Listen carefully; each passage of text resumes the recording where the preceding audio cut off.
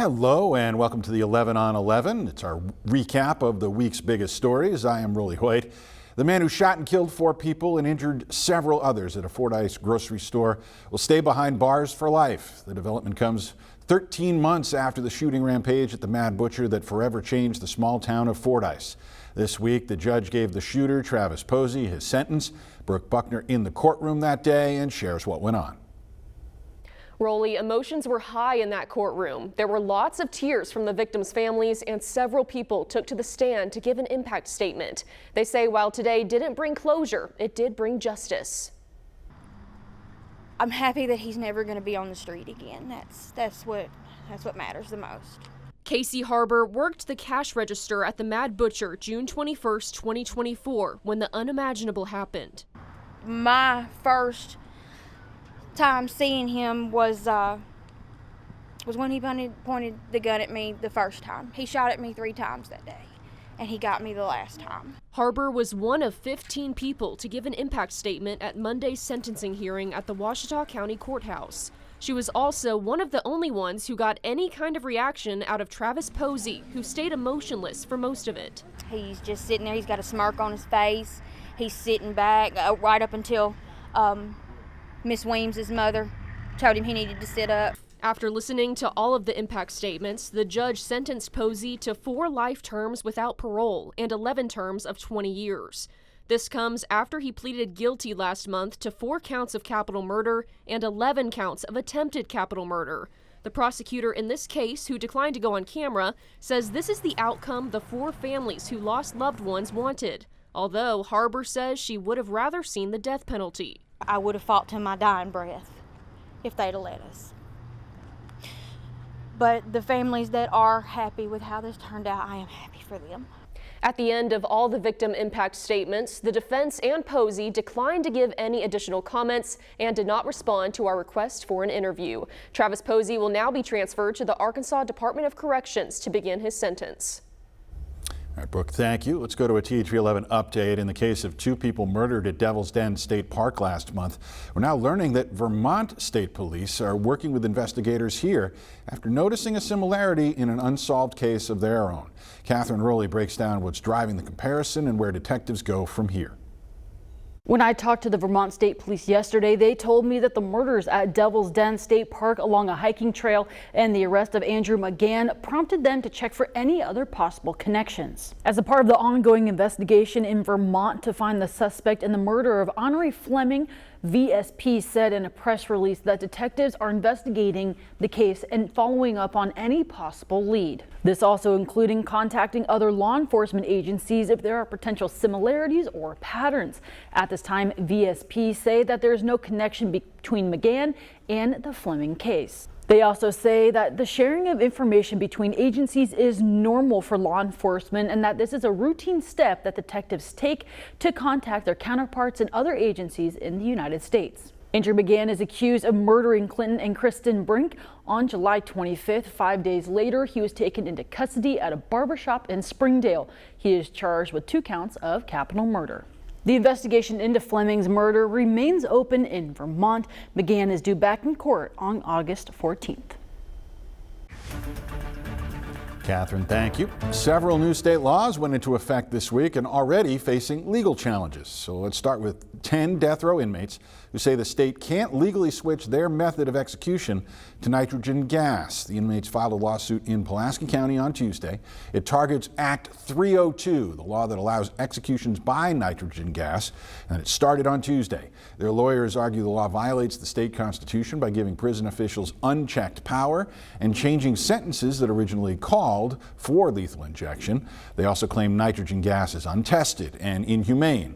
They want the court to block its use retroactively. Meanwhile, a federal judge has partially blocked a law requiring the 10 Commandments be displayed in Arkansas classrooms. Despite that, posters started going up at schools across Pine Bluff in Jefferson County. Carter Thwee tells us why and whether the recent ruling could bring them back down. Today we're here to do a sign posting of the 10 Commandments. That's Reverend Jesse Turner, a Pine Bluff faith leader who was at 34th Avenue Elementary Tuesday morning, 10 Commandments in hand. Then he went to Jack Roby Junior High, where Pine Bluff High School students are currently attending classes. It's an intervention strategy to use these words to get kids to get along with one another. And to get kids to understand who they are in a deeper sense. Act 573 passed earlier this year, requiring Arkansas classrooms to post the 10 Commandments, has been controversial. In fact, a group called Americans United for Separation of Church and State joined the ACLU and 7 Northwest Arkansas families in suing to stop it. Their president and CEO, Rachel Lazar, tells me, "This type of case is a no-brainer for Americans United. It's moments like this that we were made for, to defend Arkansas families' religious freedom." Monday night, Judge Timothy Brooks ruled in their favor, calling the law incompatible with the Founding Fathers' conception of religious liberty. But the ruling only applies to 4 school districts in Northwest Arkansas where families sued, not Pine Bluff. That ruling will not affect us. And I think this is a good thing. While I was here, I also spoke with Pine Bluff High School principal Ronald Laurent. He tells me regardless of how he or anyone feels about this, as long as this is the law, they're gonna follow it. I believe that every person in this country has a right to their own opinion. I believe in following the law, and what our district policy is. It's the law, so we're going to follow the law. But if Americans United has their way, it may not be Arkansas law much longer. Would you all possibly consider other lawsuits similar to this one? We would absolutely always consider all options where families' religious freedom is being violated. In Pine Bluff, Carter Thweet, THV 11 News. Carter, thank you. The law says these posters must be acquired through donations, and Reverend Turner says his group plans to donate 800 to schools in Pine Bluff, Watson Chapel, and Whitehall. Meanwhile, Governor Sarah Huckabee Sanders said her office does plan to appeal the ruling. Now, all these lawsuits and rulings came 90 days after the end of this year's general session. That all kicked in this past week, and it means a lot of new laws signed earlier this year actually did take effect this past week. Brooke Buckner is back to break down the ones that affect how and where we drive. Whether you're a new driver or an old one like me, we all have some new laws to learn, and a lot of them have to do with road work safety. It can be fast and it can be dangerous. That's David Stinnett describing what it's like working on the roads for RDOT. Our folks are sitting there trying to fix a hole in the road or mow grass or, take care of issues that are safety concerns for the public. And so oftentimes our people are within just a few feet of those people driving by. And road crews aren't the only ones that deal with it. Just slow down and move over. That's simple to do. Tim Moody with J Hook Towing has seen a lot in his years working in the tow truck business. And unfortunately, he says a lot of it isn't good. A tow truck operators on the side of the highway, we average lose 1 every 6 days that's killed across America. That's why Moody says he supports new laws to better protect road crews. Starting now, fines are doubled in mobile work zones, green flashing lights are on all RDOT construction and maintenance vehicles, and there's more information about work zone safety in the Arkansas Driver's Manual and test. We need to work together as a state and try to make this happen and try to save our lives. That's where Robert Bennett comes in. He teaches our newest drivers at Thompson Driving School. They're going to expand this section to include statistics, penalties for speeding and other violations when workers are present, and they're also going to include some worker testimonials, which will really help the student understand the significance of slowing down in the construction zone. And the lesson starts now. Today, as a matter of fact, will be the day that we talk about construction zones for the kids, so I'm excited to kind of pass this information along. In Little Rock, Brooke Buckner, THV 11 News. All right, Brooke, thank you. And we've got a list of all the new laws that kicked in this past week right now on THV11.com. Visitors to Little Rock's Park Plaza Mall can expect to see more law enforcement on site soon. It's all in reaction to several high-profile crimes in the area over the past year. On Tuesday, city board members approved converting a tenant space, a plain gray room on the mall's second level, into what they're calling a public safety annex. The space will give officers a place to work or rest even while patrolling the Midtown area. After a Black Friday shooting at the mall and a homicide in January, board member Kathy Webb says the annex will boost safety. Anytime there's a tragedy, city leaders, we mourn the tragedy, but we also want to know, what can we do differently. Mayor Frank Scott Jr. also praised the move, saying it'll help make Little Rock safer and stronger. Officials expect the annex to be finished and operational in about 8 weeks. An exciting week in Pine Bluff as the city and police department welcomed an historic class of new recruits. We're bringing Catherine Rowley back to find out how they spent their first days on the job with the people they're now serving.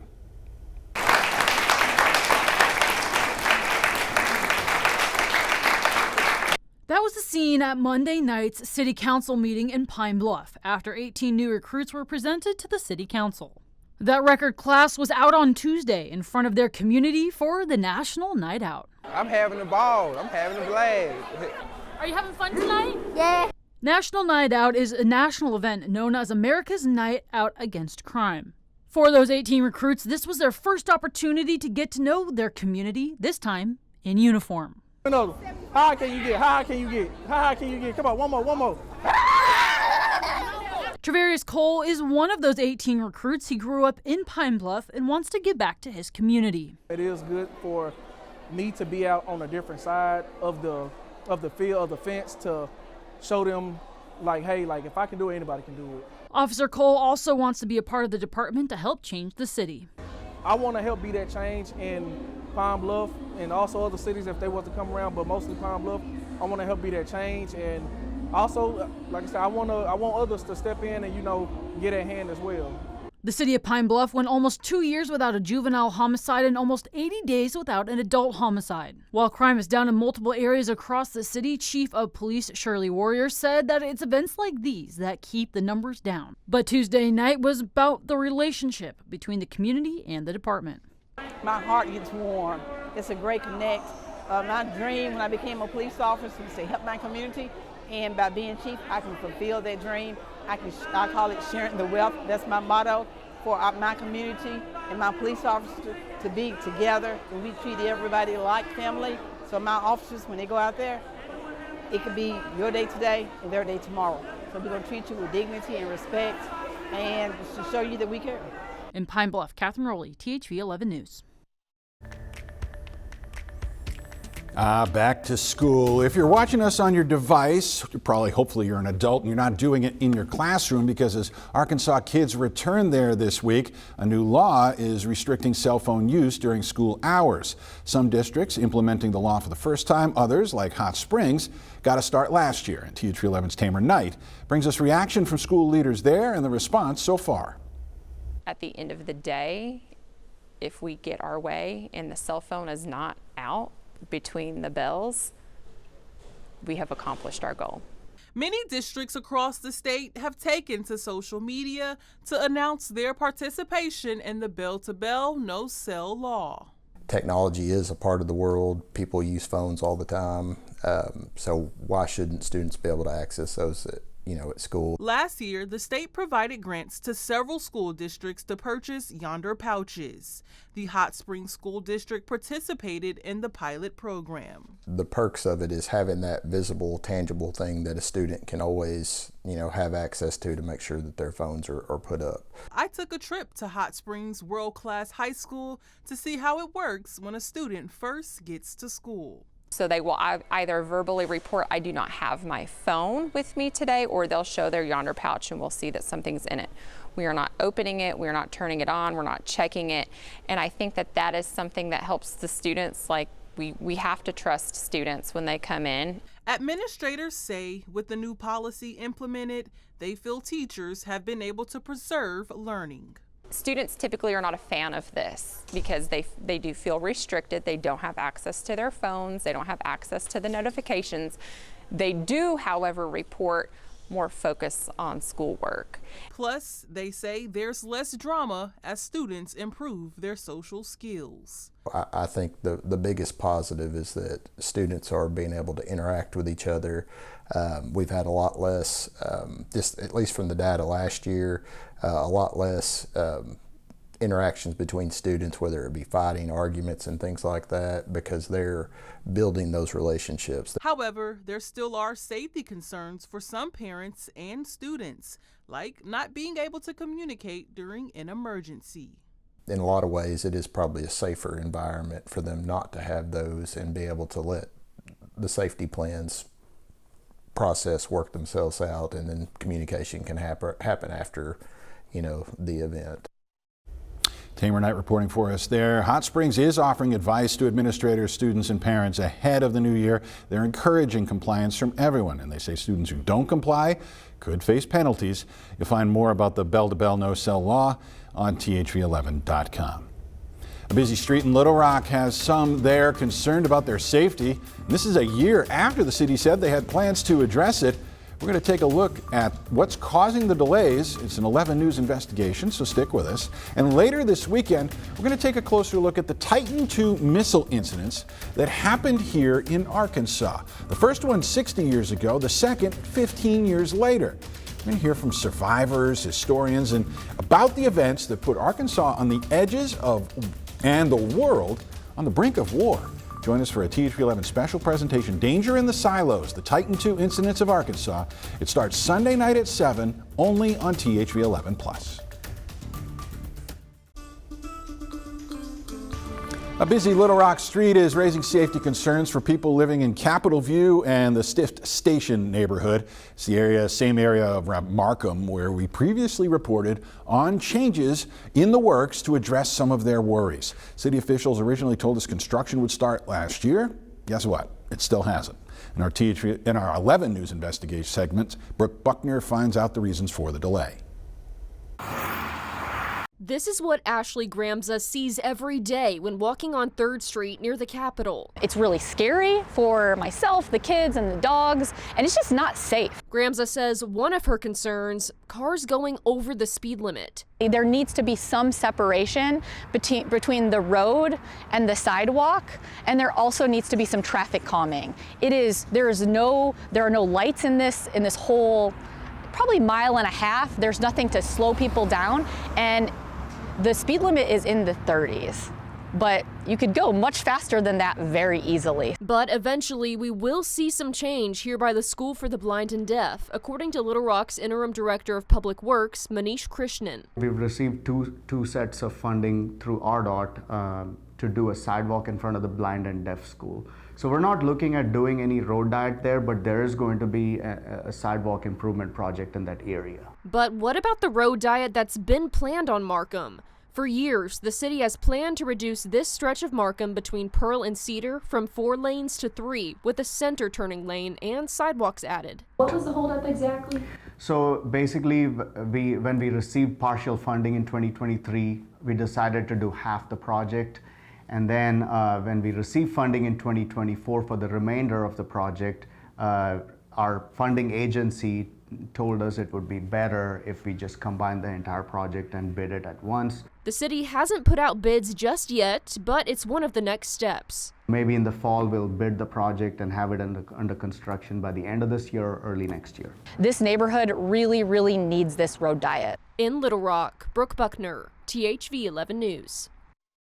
And right now, Krishnan with the Public Works Department says there's no timeline for when we'll see those sidewalks in front of the school, but the city is in the process of getting a design consultant hired.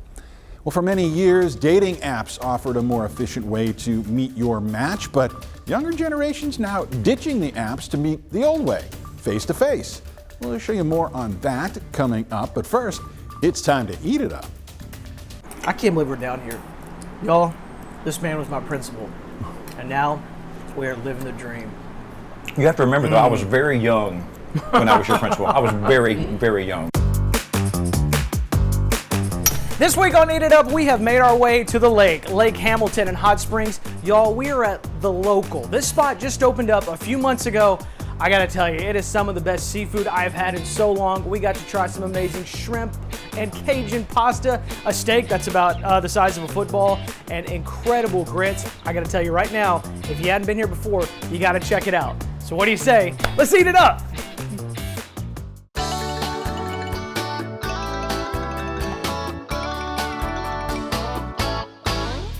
So we started out with a little food truck. It was a crawfish food truck. And so we would travel to crawdad festivals. We would go to, there's chuck wagon races in Clinton, Arkansas. We did that. Owners of this building came to us and asked us if we would be interested in coming here and opening a restaurant here. So we've been here about 2 months.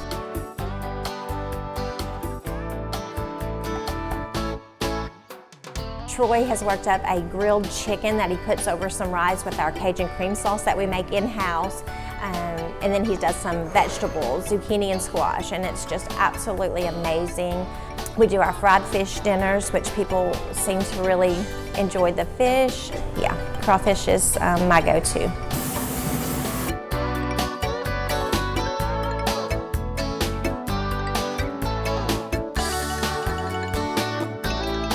Oh my gosh, it's our day. I can't remember when I had this good of a day. Thank you, thank you, thank you.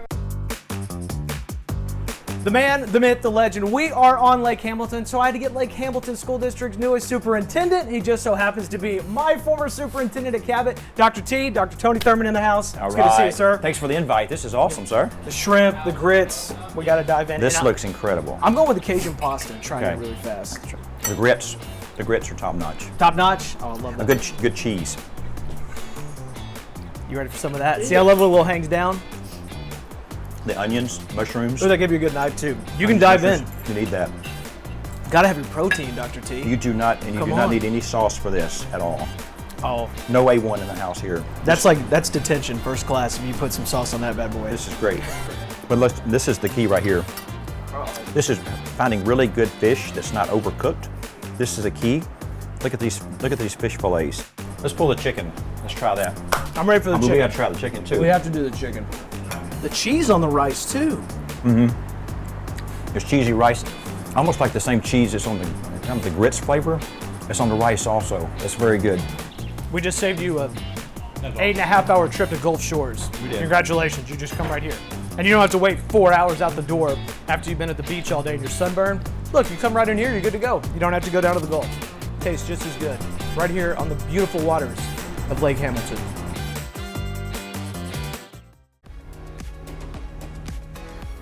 Well, here it is, 2025, and we still don't know who wrote the Book of Love. But we can tell you there's a new edition. In it, love seekers are abandoning dating apps for the old-fashioned approach. Lilia Luciano takes a closer look at the trend. Hopefully the Reds win tonight. I'm really hoping for a Reds win, sweep the Yankees. Ross Rowling and Carly Burns are like any other couple in their 20s. When I first saw Ross, I was like, oh, he's cute. And he can hold a conversation. What's unusual these days is how they met, in person. When we tell people that we met at a singles event, they're like, no way, they still have those? I'm like, oh yeah, you should go. The couple, who's been together for 1.5 years, met at an event hosted by Date Cincy. It was just the second event put on by Cincinnati natives and childhood friends Paige Braley and Logan Moore. They launched a matchmaking event series for people who have grown sick of swiping for dates and are looking to connect in person. It seems like the millennials are the ones who they make up the bulk of our events. Yeah. I think there's a perception that Gen Z and younger millennials are just married to their phones. What does that look like from your perspective? To an extent, guilty as charged, right? Mm-hmm. That being said, I think we've also kind of gone through the burnout of it. Millennials, people between 29 and 45, were the first to get on dating apps and the first to get off them. Gen Z, the generation between the ages of 13 and 28, use the apps even less. So now there's this craving and this yearning for just time like this, right? Mm-hmm. Like where we're just connecting face to face with other humans. At these events, anywhere between 50 and 800 singles show up, all with a common goal, and without the ability to hide who they really are, like some people do online. You meet them in person and then it's like, oh, well, we actually have nothing in common, or you're not who I thought you were. Bumble, a once popular app, has lost 90% of its value since going public 4 years ago, while in-person events are increasingly popular, with attendance rising by 42% from 2022 to 2023. It's probably going to be awkward. Just acknowledge that it will be awkward and just go in with an open mind, and who knows, maybe you'll meet someone and go on a first date and it goes well. Carly and Ross are among the many Date Cincy couples that the group counts among their success stories of love at first sight. I knew within the first month that I was going to marry her. And you can't create chemistry in that sense. That happens face to face. Correct. Right. Correct. It's just part of the human nature. You get filled with a passion. You get filled with excitement and energy because you feel that chemistry. With no swiping or filters, turns out there's plenty of room for real engagement and even a ring. Lilia Luciano, thank you. At least we know phones are still good for watching things like the 11 on 11. And we thank you for joining us. We'll see you back here next week.